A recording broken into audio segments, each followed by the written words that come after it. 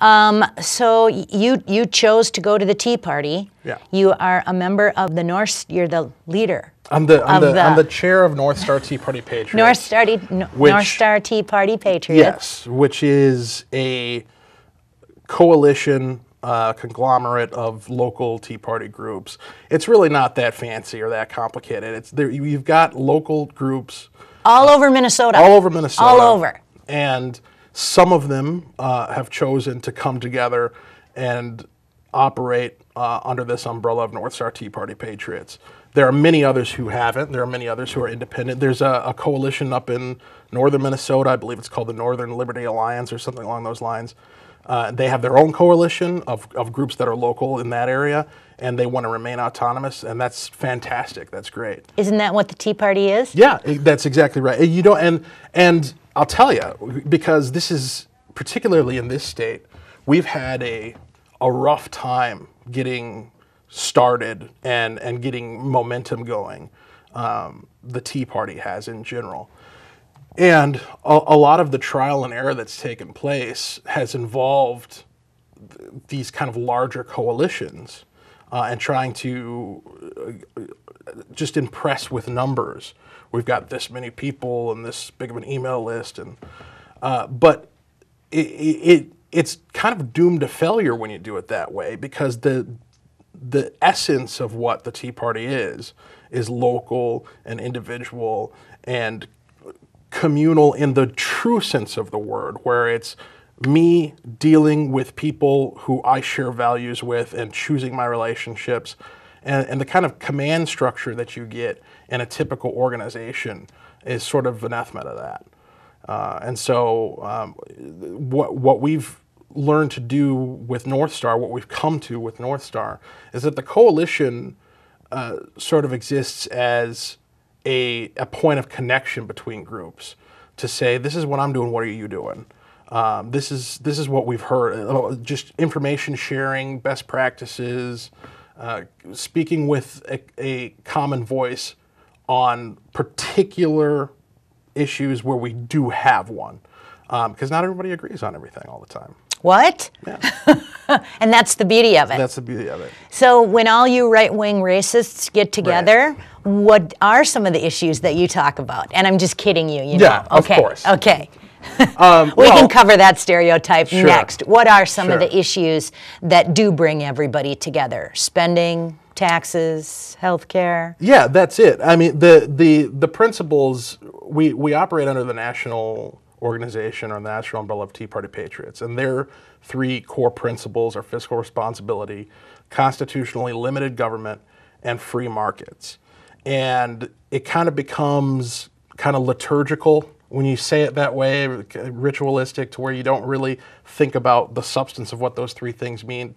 But when you stop and pause and think about it, the issues that we're going to be concerned with are going to be attached to one of those three things. It's taxes. It falls in the category of fiscal responsibility, also falls in the category of constitutionally limited government. Is what we're being taxed for actually authorized or appropriate, given the constraints that our Constitution places upon government at the state and federal level, and recognizing the difference between what the different levels of government should be doing. So fiscal stuff is a big thing. As it should be. As it should be. It's often said that we don't deal with social issues, and I think to the extent that people mean when they say social issues, that is true. However, social issues do fall within the category of constitutionally limited government and fiscal responsibility often, because it's kind of like with the debate at state capitals about separating the budget from policy. Well, everything gets paid for. So when you're arguing about how to pay for something or what to pay for or how much to allocate toward it, you're inherently talking about policy issues. What should we be paying for? Which gets you into that kind of discussion.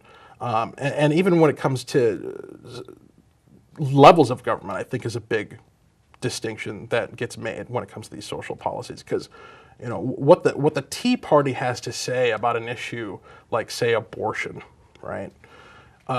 has less to do with a value judgment or with analyzing the actual merits of a particular argument, so much as analyzing where that argument should be taking place. Should the feds be talking about it at all? Or is it a state issue?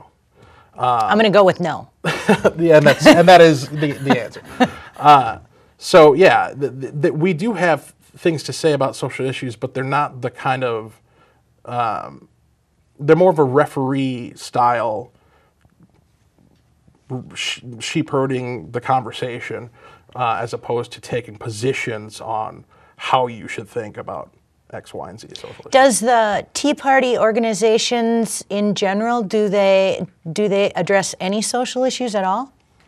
Well, it depends. A lot of these local groups do get very fired up about particular social issues, and you'll find, as we did when we first started coalescing North Star, that there are some groups that are very drawn toward social concerns, social policy, religiosity, having faith as a base of what they do.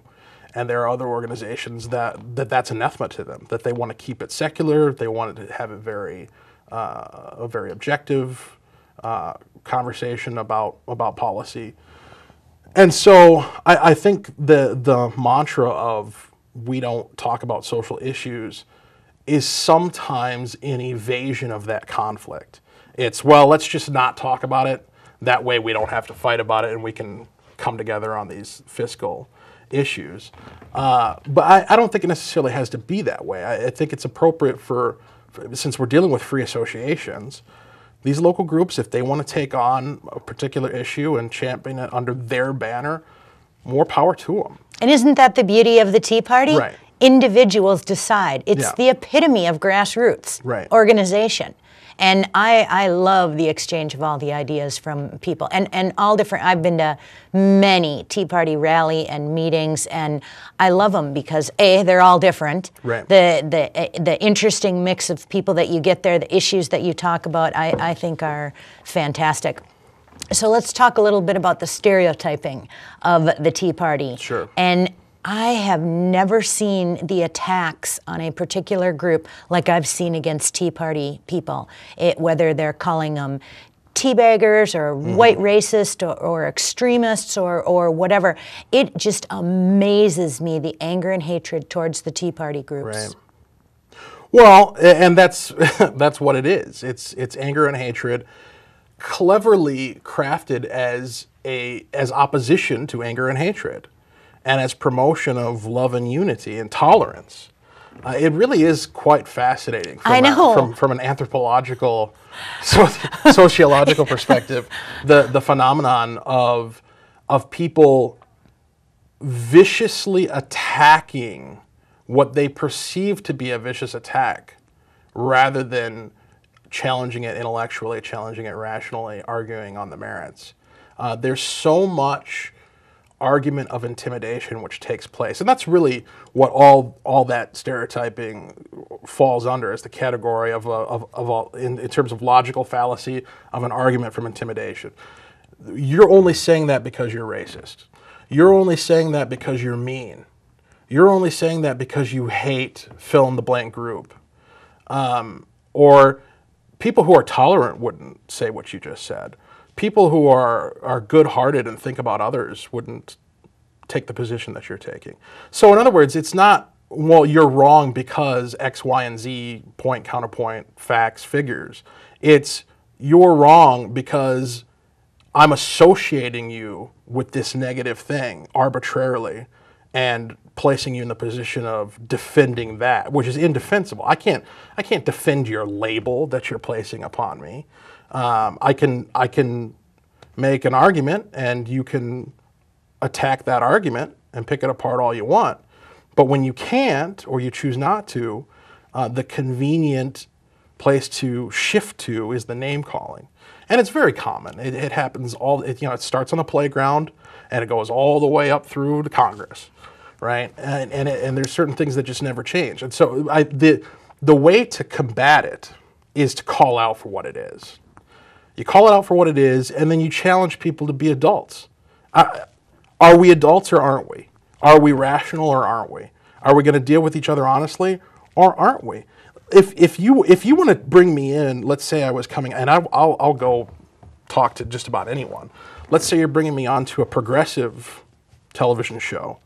If you want to bring me on just so you can call me names for half an hour, just let me know that's what you're going to do, right? Don't bring me on and pretend that we're going to have some sort of dialogue and actually debate the issues if the actual intent is just to disparage and demean and throw out all kinds of ad hominem attacks.